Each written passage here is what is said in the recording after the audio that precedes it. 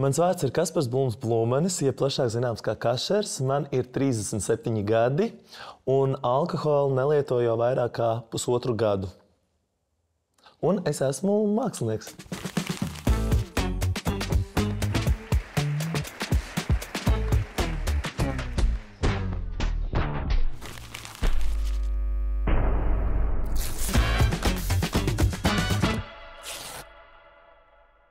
Ja es runāju par bērnību, tad bērnību es varētu sadalīt tādos divos posmos. Viens ir tāds nenormāls skaists, puķains, rožains, kā jau visiem tā skaistā bērnība. Un otrs ir varbūt tā netik ļoti skaists, vairāk tāds emocionāls un skarbs. Tajā laikā es jau atšķīros kaut kādā ziņā, gan ar savu stilu, gan ar savu izturēšanos. Es arī ļoti daudz tusēju kopā ar meitenēm. Līdz ar to es biju tāds ļoti atšķirīgs tajā savā sētā, kur bija daudz bērni. Un loģiski, ka uz mani tika pavērsti pirksti, dažādi pārmetumi. Un līdz ar to tā puse bija jau tāda skarbāka, un es sapratu to, kad sāku šeit skolā mācīties, nebūs viegli. Un tā tas arī bija, jā, skolā. Lai arī man ļoti patika mācīties, man ļoti patika viss šis process, un es no skolas, manuprāt, paņēmu visu maksimumu. Tāpat arī skolā bija tie diezgan tādi skarbie momenti. Es atceros, līdz 6. klasē es biju tāds vairāk introverts, ļoti kluss, un es vienmēr izvēlējos sēdēt nevis klases priekšā, bet aizmugurē, un kad skolotāji man izsauca, es vienmēr sakrustoju rokas, skatījos skolotāju sejā, smaidīju un neizvēlējos runāt. Bet es atšķīros tajā laikā ar savu stilu. Vienalga vai ziema vai vasara, es gāju skolu ar šortiem, garām zeķiem, gos ķēdi ap kaklu, un stils man vienmēr ir bijis tas tāds palīga ierocis, tai savai nepašpārliecinātībai. Tajos mirkļos, kad varbūt es jūtos tāds pišķiņ, tā kā nepārliecināts par sevi, es uzvalku tāds interesants foršas drēbes, un uzreiz man ir rodās šī pārliecība, un es vienkārši eju uz saviem mērķiem, tāda mana uzdrīkstēšanās un mana komforta zona, kurā es varu būt es. Es varu padalīties ar vienu piemēru. Man bija tā, ka es 2 gadus gāju uz skolu, man skola bija 10 minūšu attālumā, un es katru dienu ejot uz skolu, lūdzu Dievu par to, lai man neviens neaiztiek skolā, ka es vienkārši gribu būt, es gribu mācīties, bet tas tā vienmēr bija, es gāju, man rāva nost tās, man tajā laikā bija interesants stils, teiksim tā, es biju tāds emo, metālists, kaut kas šitajā te. Un mums bija tāda apvienība arī Talsos, mūs sauc par kankariem, un man bija tāds visādāks anarhijas zīmes ap kaklu un tā tālāk, un man viņas plēsa nost, bet tāpat nākamajā dienā es atkal viņas uzvilku un es atkal gāju uz skolu. Un, es lūdzu Dievu, man tas bija diezgan sāpīgi, bet es izvēlējos ne ar vienu par to nerunāt. Man liekas ļoti interesanti atskatoties uz to laiku, jo mana krustmāte bija skolas direktore. Un man liekas, kāpēc es neaizgāju pie savas krustmātes un nestāstīju tās visas trakās lietas, kas tika ar mani darīts skolā. Bet man liekas, ka tā ir mana dzīve, man ir jāiet pašam visam cauri, es nestāstīju ne vecākiem, ne saviem draugiem. Un, protams, kā šajos 2 gados, kamēr notika visas šīs lietas, par kurām es nerunāju ne ar vienu cilvēku, un principā, pirmā lieta, vispār, man nebija daudz gadu. Pirmkārt, pirmā lieta ir tāda, ka tu esi iemests tādā pasaulē, kurā tu vispār izzini pasauli. Kas ir pirmkārt pasaule, kur es esmu? Otrkārt, tev ir mājas darbi, tev ir saistības ar skolu, kas ir nākamais tāds posms. Plus vēl tu ej visam šitam te cauri, plus vēl ir mana seksualitāte, par kuru es neko nezinu, kuru es vēl neizprotu. Un ir tāds milzīgs liels hauss, no kura tu nogursti. Plus vēl notiek dzīve. Vecāki tev ir jāizdara tas, tev ir jāizmazgā māja, Viss šis te notiek, kamēr es mēģinu iepazīt pasauli, kamēr es mēģinu iepazīt sevi, plus vēl viss šis skolā. Loģiski, ka vienā mirklī palika ļoti grūti, un es nezināju, kā vispār rīkoties, jo man tika kaut kā ieaudzināts, ka ar visām problēmām jātiek, tā padomju laika domāšana, visām problēmām jātiek galā pašam, tu pats esi savas dzīves kalējs, pārvaldnieks un tā tālāk. Un tad es malos sevi, mēģinot atrast atbildes, kā vispār būt kā cilvēkam, ko vispār darīt ar šo dzīvi, un kas vispār ir dzīve, un kāda ir cilvēka šajā dzīvē. Un palika grūti, un man nāca domas, ka man vienkārši negribas vairs dzīvot, par kam šīs mocības, ja es varu viņas izbeigt. Un tad man ir bijušas 2 reizes tādas diezgan spilgtas, kur esmu tiešām izdomājis, pirmā reize bija, kad es gribēju lekt ārā no 5. stāva loga. Un tas arī bija tā, ka es uzkāpu, es biju tiešām 100% gatavs, skatījos lejā, Un es vienkārši redzu, ka tur lejā ir tāds diezgan liels ābeles augstus, un es saprotu, bācies, izlikšu ārā, es uzskatīšu uz tām ābelēm, es varu izdzīvot. Un tas mēģināju sakalkulēt, kā lekt ārā no tā 5. stāva, lai tā kā neizdzīvot. Un tajā mirklī, kamēr es to domāju, ienāca mamma istabā un norāva man nost. Ļoti labi, ka tas tā notika. Un es vienmēr esmu uzskatījis, ka nekas nenotiek nejauši. Acīm redzot, viņai vajadzēja ienākt tajā istabā. Bet tās ir diezgan tādas skarbas domas. Un patiesībā tajā mirklī esot, es atceros, ka man tā likās tā kā reāli izēja no visa. Bet šobrīd skatos loģiski, ka es domāju savādāk. Vēlākajos gados skolā es jau biju tāds diezgan teicamnieks. Es ļoti labi mācījos. Līdz ar to es ļoti investēju sevi mācībās. Un es atceros, ka manam opapam bija dzimšanas diena, un mēs sēdējām visi pie galda, visi rādi un tā tālāk. Un patiesībā opaps tētis bija tie, kur, tu tik daudz mācies, viņi man reāli kaut kādos 14, 15 gados vai 16, neatceros. Kaut kas šajā vecuma posmā, viņi bija tie, tad iedzer, Kaspariņ, vienu asins ritē un tā. Un tad man likās ok, un es sēdēju mans brālis un mans brālēns. Un mēs pie tā galda, un viņš man tā kā reāli iedzer, kas ir ļoti slikti. Un es iedzēru, un tad jau bija tāds, man likās tāda spēle jau tāda, ok. Un tā mēs visi piedzērām. Es piedzēros, mans brālis piedzērās, un man brālēns piedzērās. Un vienkārši tas bija drausmas. Tā bija pirmā reize, kad es piedzēros. Un patiesībā es neatceros, man bija jau blackouts. Es neatceros, kā es tiku mājās. Es zinu vienīgi to, ka mēs dzīvojam, mana omīte un opaps dzīvoja vienā un tajā pašā sētā, kur dzīvoju es. Un es esmu no stāstiem, esmu gājis mājās streipuļodams, iedomājieties, tie 14, 15 gadi, un man ir slāpes, un esmu dzēris reāli no peļķes ūdeni. Drausmas. Bet, protams, ka es to neatceros, paldies Dievam. Un pēc tam bija, protams, sarunas ar vecākiem, kur sapratu, ka tā nedrīkst darīt. Viņi turpat arī bija, un tur nedrīkst tā darīt. Un tā bija tā pirmā reize, ko es zinu, kas manā dzīvē bija saistīta tieši ar alkoholu. Un tad es ļoti ilgu laiku nedzēru, un tad ar manu profesiju, es biju mūzikas menedžers, es strādāju ar grupu Gainfast. Un es sapratu, es nedzēru, es ļoti maz lietoju alkoholu, un es piefiksēju, ka visas, pēc koncertiem vai, kaut kādos pasākumos, visas tādas svarīgākās sarunas saistībā ar biznesu nenotiek tur tajā telpā. Visas notiek ārpus šīs telpas, iedzerot, pat turot glāzi alkohola rokā, smēķējot. Un, respektīvi, lai es būtu daļa no šīs kopienas un no šīs industrijas, es sapratu, ka es nevaru sēdēt, jo es sēžu viens pats un viss iziet ārā un visas sarunas, viss griežas biznesu tur, kur ir reāli alkohols un kur ir glāze rokā. Un es sapratu, ka man arī jābūt daļai no tā visa, un es sākotnēji lēju iekšā glāzēs šo te alkoholu. Es devos ārā un sākumā es tēloju, ka es dzēru, tēloju, ka esmu daļa no šī visa, un tad tiešām notika visas tās biznesa lietas. Līdz beigās tu tā kā padzer vienu malku, padzer otru malku, un tā tas jau kļūst par tavu ikdienu un tādu neatņemamu sastāvdaļu, diemžēl. Jā. Un laikam ejot uz priekšu, es pamanīju to, ka nav ne svētki, ne dzimšanas dienas, ne kaut kas īpašs, ka vienkārši esmu mājās un ka man gribās vienkārši iedzert vīnu. Un tad tu tur nopērc pudeli, un kādreiz es varēju tur izdzert 2 pudeles un pat vēl vairāk. Un vienkārši tāpat, tāpēc, ka īstenībā iemesli baigi nebija. Varbūt man gribējās kaut kādā ziņā aizmukt no šīs ikdienas, varbūt man gribējās kaut kā, uz mirkli pazust vai piedzīvot kaut kāds interesants sajūts. Un tad es vienkārši viņu kaut kā atceros, ka tā pudele vīns, tas bija tāds pilnīgi normāli, tāda padarīšana vakarā izdzert pudeli vīnu. Dažreiz man bija pat 2 pudeles. Man likās, 2 pudeles vīnu, tas nav nekas, it sevišķi tajā vecumā. Un tad ar vien vairāk tu sāci piefiksēt to, ka tu dzer, un, protams, nākamā dienā tu jūties pilnīgi kā sūds.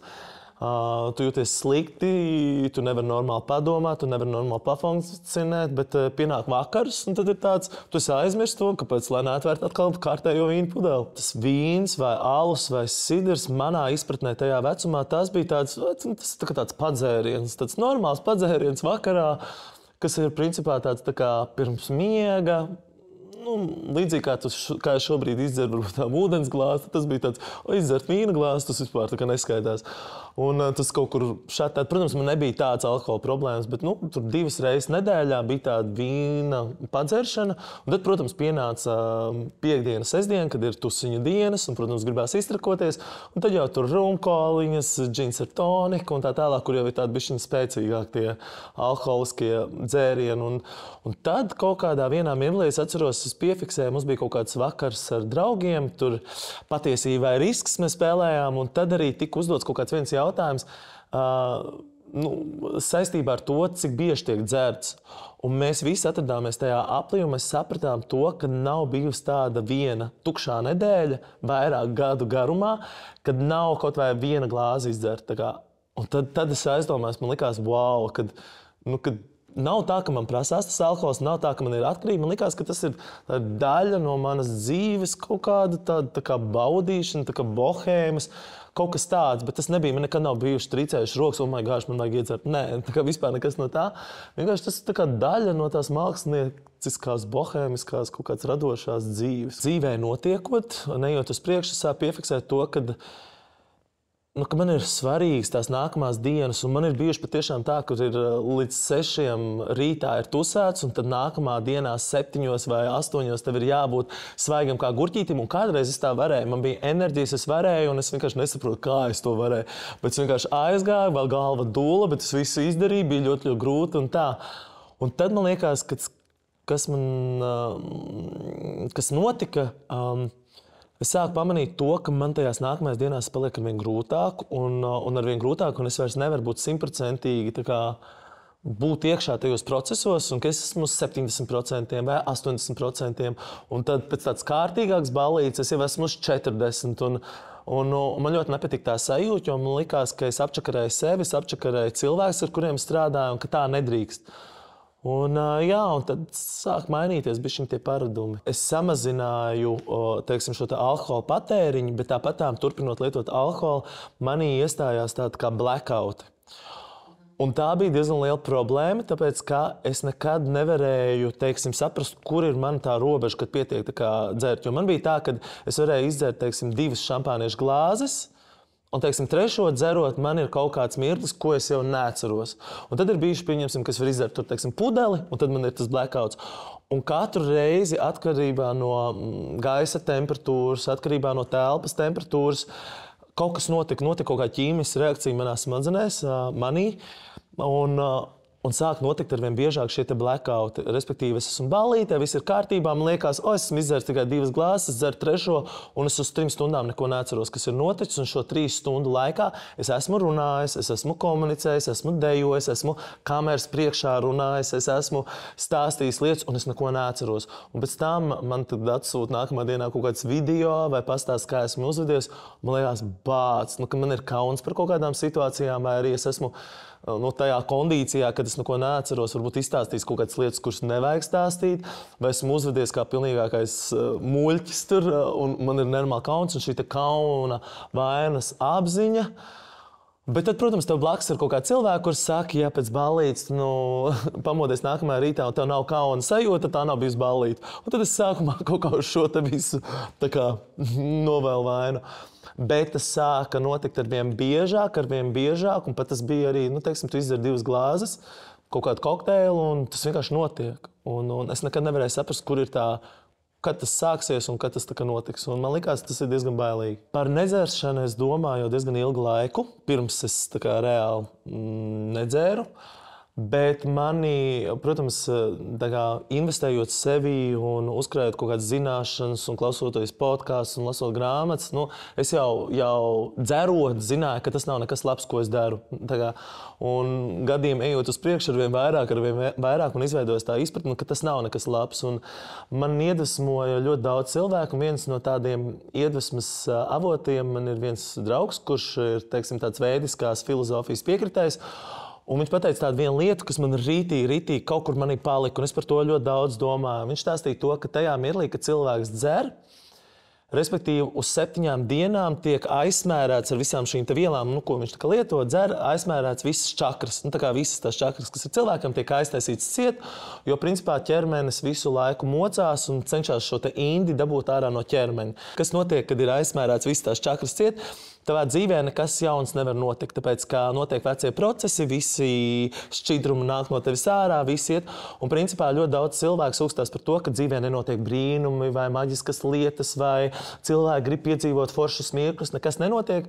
Un kāpēc nenotiek? Tāpēc, ka mēs esam aizmērējuši visu šīs čakras ciet un nekādi jauni procesi nevar veidoties. Un es, protams, arī cilvēks, kurš grib piedzīvot foršas lietas savā dzīvē, man ir svarīgi, kad viņas nāk pie manīm, ka viņas var tikt, bet viņas nevar tikt, tāpēc, ka man viss ir ciet. Cīnoties ar to indi, kas tiek izvadīta. Un tā bija pirmā lieta, kur es pamanīju. Man likās, ka man gribētos vismaz kaut kādu laiku pamēģināt, kā ir būt skaidrā un paskatīties, kā notiek šie procesi. Un es arī izmēģināju, un tas tiešām arī notika, kad tu nedēļas esi skaidrā, un tad pēkšņi tev šitāds piedāvājums, tāds piedāvājums, un es sāku piefiksēt šīs lietas, ka es jūtos labāk, es jūtos foršāk un tā. Bet tāpat ik pa laikam tika lietots alkohols. Bet tā bija tā pirmā lieta, kas man bišķiņ pamainīja to.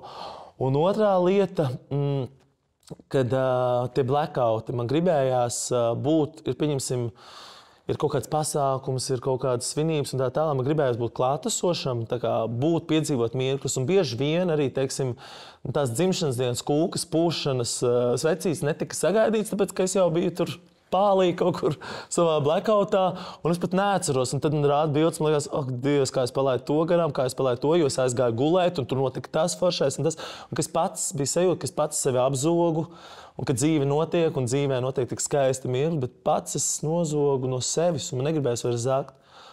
Un tā pēdējā reize, kad es izlēmu, tiešām tas arī bija jaunais gads, kur atkal tika lietots alkohols, un es atkal tur izdzēru kaut kādas šīs 3 glāzes, un es neko neatceros, un es vēl mēs nebijām vēl sagaidījuši jauno gadu. Es biju izdzēru šīs 3 glāzes, un es pamodos šitā guļot uz galda, 3 naktī svecītes deg, un nav neviena cilvēka pie galda.